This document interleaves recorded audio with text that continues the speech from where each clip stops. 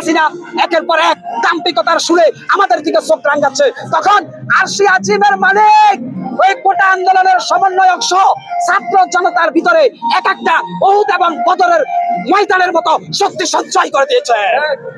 সেই সঞ্চয় শক্তি নিয়ে জনগণ গণভবন থেকে হাসিনাকে এক কাপড়ে চাটুপিটা করে বিদায় করে দিচ্ছে দিল্লিতে। আর হাসিনা সেই দিল্লিতে পালিয়ে যাওয়ার পরে এই দিল্লিতে বসে বসে সে তার অবুঝ নেতা কর্মীদের বলছে আমি শর্ট করে ঢুকে পড়বো। হাসিনা দিল্লিতে বসে বসে বলছে আমি যে কোনো সময় চুপ করে ঢুকে যাব।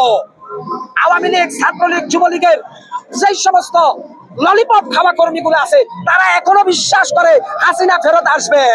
কিন্তু মনে রাখবেন, পৃথিবীর ইতিহাস সাক্ষী, কোন স্বৈরাচার একবার ক্ষমতার মসনদ ছেড়ে পালিয়ে যাওয়ার পরে মৃত্যুর 1 সেকেন্ড আগ পর্যন্ত তৃতীয়বার ক্ষমতার চেয়ারে প্রত্যাবর্তন করার সুযোগ পায় নাই। এরপরেও আওয়ামী লীগের আফসোস লীগ, গুজব লীগ, পাউতাবাজ লীগ যারা আছো, ইনশাআল্লাহ নির্বাচনের পরে আমরা দেখবো তোমাদের কলিজার পাটা কত বড়।